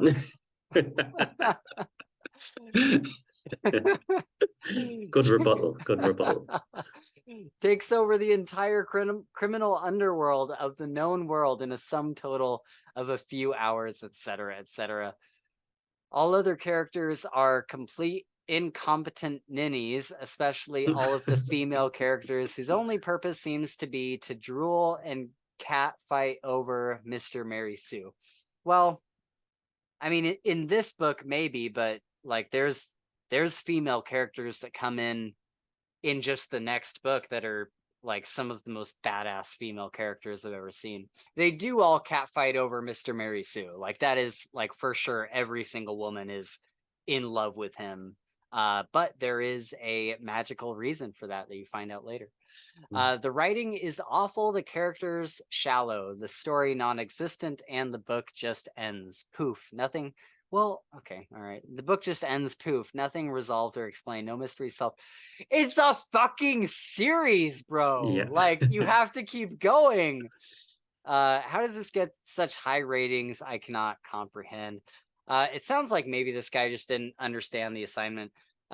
It's like, yeah, so he is a Mary Sue character, and I have a rebuttal for it, but I think like same with like Quoth, or same with like Loch Lamora. Like that's kind of the point, is that Yeah. he is undoubtedly a Mary Sue character, and it gives narrative reason for why he is that way.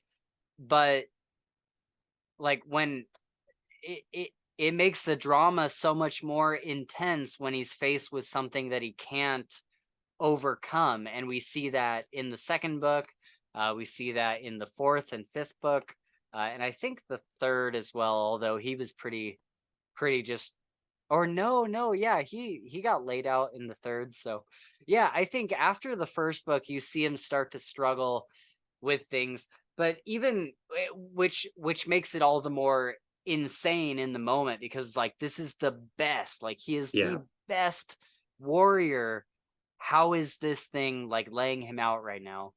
Um, but I think the thing that's interesting about the first book and why I love it so much is that first of all, there's narrative reason for why he's the best. He's trained literally 20 hours a day. He gets 4 hours of sleep every night, and he's trained this way since the time he was able to walk.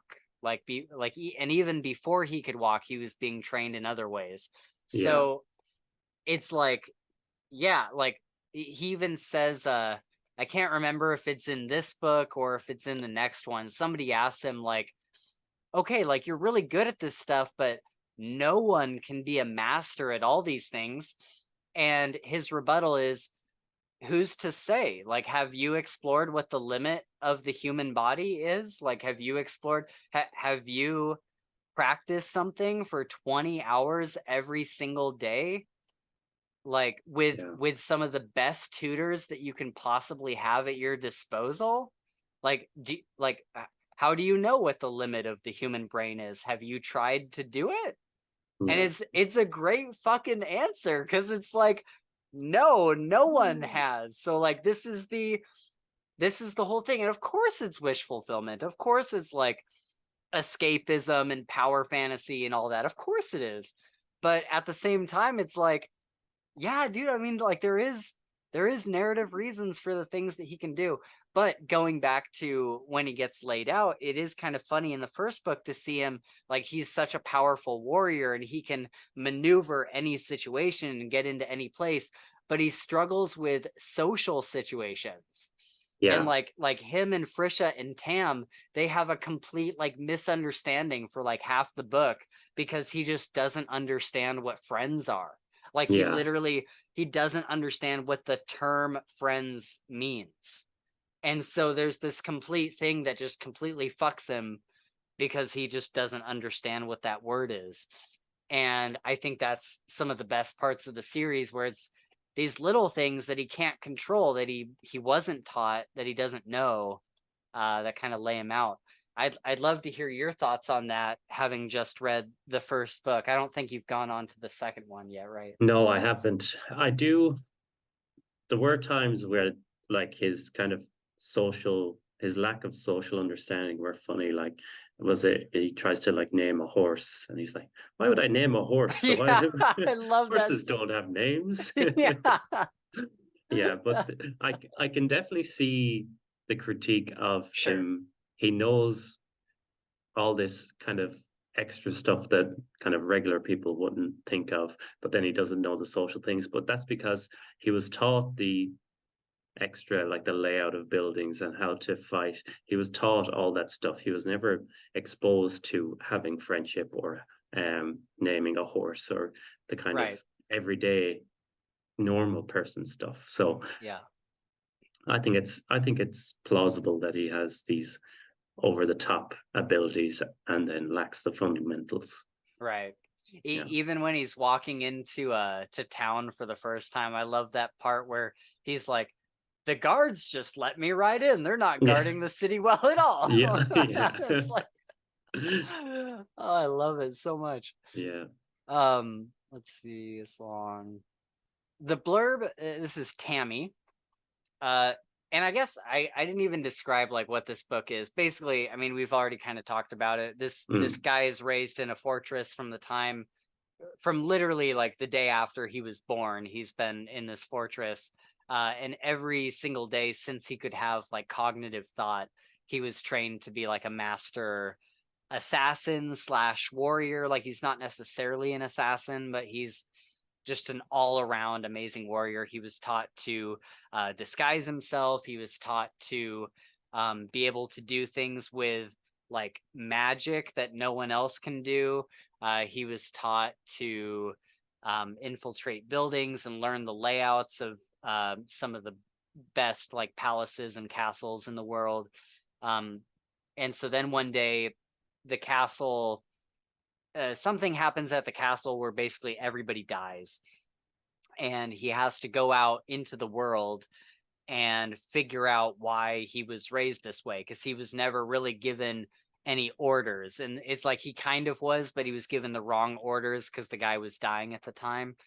Yeah. And so he has to like go out into the world and figure out like what his purpose was, and like why he was trained this way when other people were brought up in like a normal way. And so that's kind of the main conflict of the story, at least at first. So Tammy says, the blurb got my interest, but once I started reading the book, I dozed off. Wow, that's pretty crazy. Must have Mhm. not been doing the audiobook. The story sounded interesting, and despite my heavy lids and constant drool, I continued. I continued. That was until I can no longer tolerate the passive storytelling and repetitive use of words anymore.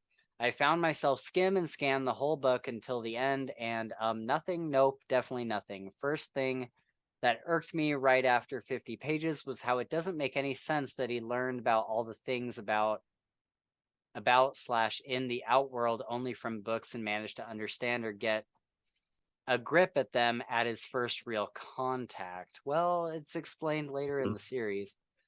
Second, Reskin was a one-dimensional character with too much over-the-top power.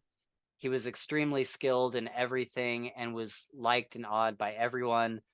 Please, his ignorance and superb memory and understanding astounded me to no end. And though I knew it was supposed to be a joke, but nope, it's not effective, at least to me. As for other plots, they were predictable. Really, this is a waste of my time. Interesting. Yeah. Yeah. Oh, go ahead. I was just going to say there's a lot of kind of complaints about the Gary Stew kind of Yeah. style. Yeah.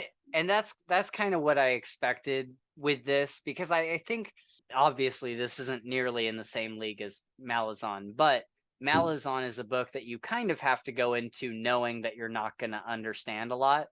King's Dark Tidings is kind of a book where like you hear the premise and like you got to go in knowing like, yeah, he's a Gary Stu, like, you know what I Yeah. mean? Like, Yeah. like he's going to be the power fantasy. He's going to be the hero that everything kind of works out for until it doesn't in later books. And I think that that's definitely something that you should Yeah. probably understand from the blurb on the back maybe. Yeah. It's good as like a palate cleanser, kind of something that, can be a bit lighter to maybe if you're going between these heavy series and you just want something that's fun and enjoyable and action, stuff like that.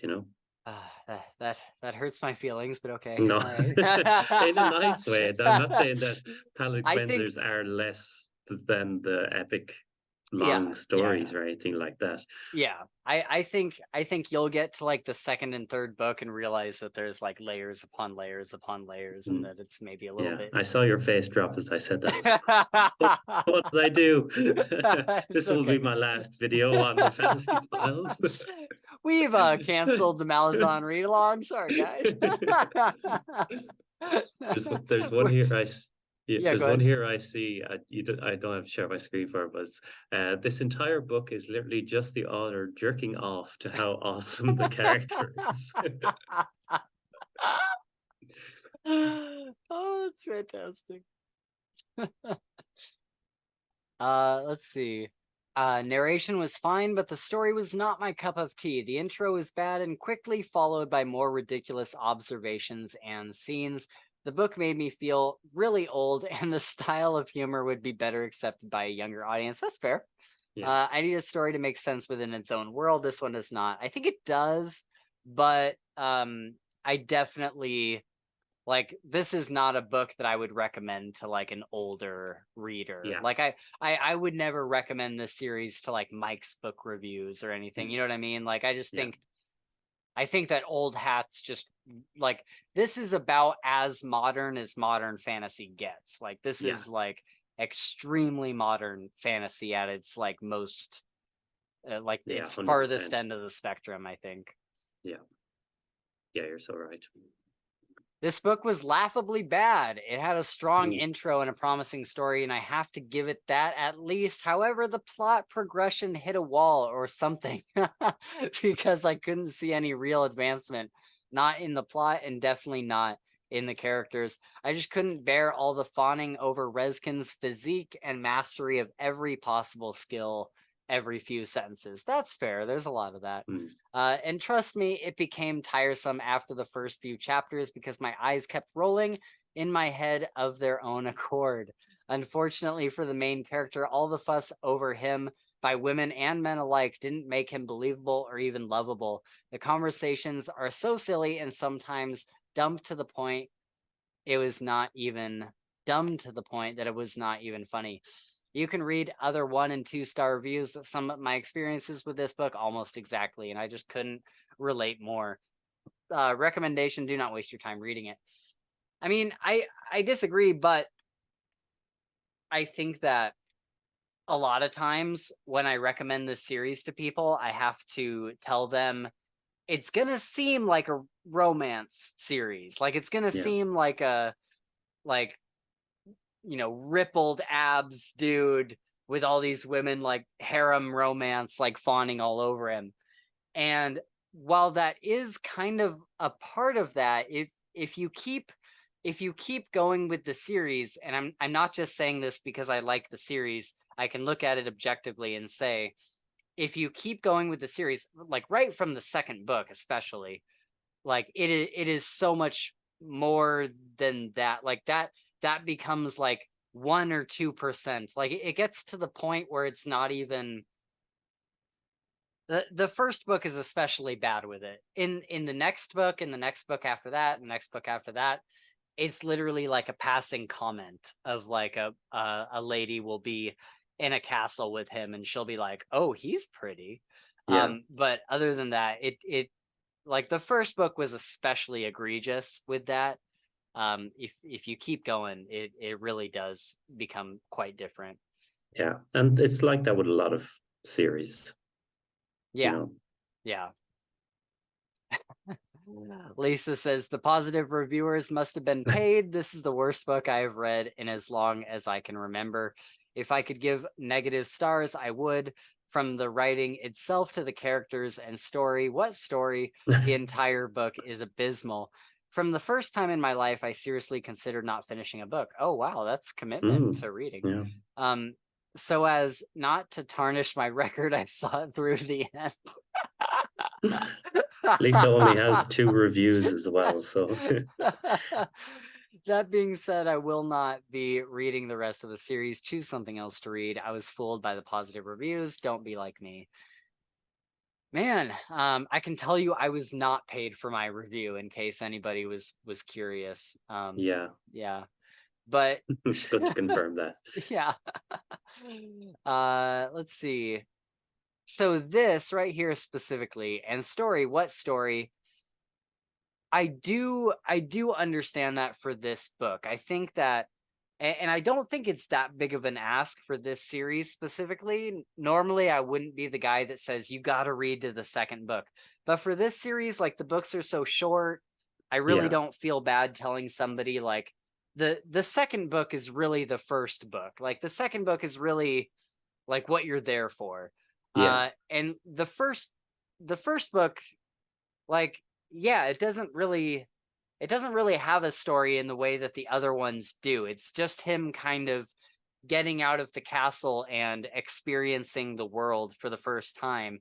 And I think you had to have that there specifically because then everybody else is saying about the Gary stew and all of that would be true. Like he would get out of the castle and he would like go into book 2 and completely kick ass. And yeah, it would be like, okay, so yeah, it's just a power fantasy. But with the first book, it is kind of like, oh yeah, he's kind of like he doesn't really know what's going on in a lot of these situations. He's just kind of taking events as they unfold. And then you get into the second book and he kicks a lot of ass. It's at the end of that one where it's like, oh, maybe he's not like as strong as we all think he is. And then in the third book, it's definitely like, oh, maybe he's really not as strong as we all think he is. So Yeah. yeah, I always recommend continuing on with this series from after the first book if you had a negative reaction. I just, out of curiosity, I went on to Lisa's page to see what her other review. And it's a 1-star review for Jordan Peterson's 12 Rules of Life. So, I mean, I'm sure she's right on that review, but she's wrong on Kingstar Tidings. Oh, that's so great. All right, do you have one more, or did you already do your No, last one? I'm good. Okay. Yeah. All right. Well, that was a journey, Nick. Yeah. That was Yeah. that was so much fun. I had way more fun than I ever like expected to. I mean, I knew we were gonna have fun, but that was something else. That was Yeah. great. I think for your sanity, you should never delve Never, into the dark. yeah, never do it The again. 1-star reviews. Yeah. Maybe for I, books you don't like, fine, go for it. yeah. Yeah, that was tough for a couple of them. And Yeah. man, yeah, there's been some reviews that I've seen on YouTube. That's why like that and what you just saw, like that's exactly why I had to stop watching Mm. like channels like Matt's book reviews and stuff like that, because I was just like, I know that when they do things like this, I'm just gonna get super heated and like I'll call him out on Twitter. Yeah. Like, you know what I Yeah. mean? I'm like, I don't want to be that guy. Yeah. But funny story, there was actually a long period of time where Bookborn a while ago had put out a review for the Dresden Files, Hmm. and she had said a lot of the things that we saw in that review today, like misogynistic and a bunch of other stuff. And it made me like, just being honest, it made me really dislike her for a while. And I Yeah. was like, and I like stopped watching her channel. And then probably like, I don't know, like 8 or 9 months ago, after I became like better friends with Zach, I started Mm. like watching her channel again. And I was like, what, like I'm an idiot. Like Bookborn is Yeah. fantastic. Like Yeah. she's the absolute best. And that's when I like reached out to her and we talked about Dresden Files on the episode that she was on, not in a Yeah. like, hey, why'd you review it this way? Yeah. But just like in a, That she was your saw, plan all along, to get her on yeah, the wouldn't that channel be and so attack funny? her. Just like butter her up for the whole episode, and then near the end, hey, so we got to talk about Dresden Yeah. Files. Like that Yeah. would be that would be like my villain origin story. Yeah. But yeah, she saw something in the notes and she's like, are you gonna like yell at me about Dresden Files? And I'm like, no, I'm not going to. And she's like, okay, like let me explain. And she told me like what she couldn't fully express in the video that she made. And I was like, oh, okay. And then she's like, she's going to pick up the series again, but she's going to start at a later part after the initial, like larger amounts of misogyny and stuff. Yeah. so, so yeah, I think she'll have a good time when she gets to the better parts of the series. But Hopefully. anyway, what'd you think of some of these 1-star reviews? Did any of them like trigger you in any way? I wouldn't say trigger me, but it just confirms people are stupid. Not us, Not us. obviously. No, No. we have the best opinions about Yeah. everything. Yeah. This is where you find the correct opinions Yeah. on all things fantasy. Yeah. And that's the end of that. That's the end of that. Yeah. Well, Mick, thank you so much for hanging out with me and talking about Yeah. some of these awesome books that we love and their Yeah. terrible reviews. Sorry, I got distracted for a minute. But yeah, I had a lot of fun talking about these with you and just Me too. Me too. yeah, just hanging out. So thanks for joining. But yeah, that's gonna be it for us, guys. We are gonna get out of here. I hope that you guys really enjoyed this episode. If you did, leave us a like and subscribe on the video if you haven't subscribed Yes, please. already. Really helps us out. You can also find us on Twitter and Discord. Those are both linked in the description down below. If you want to chat with us for more of our perfect and well thought out opinions.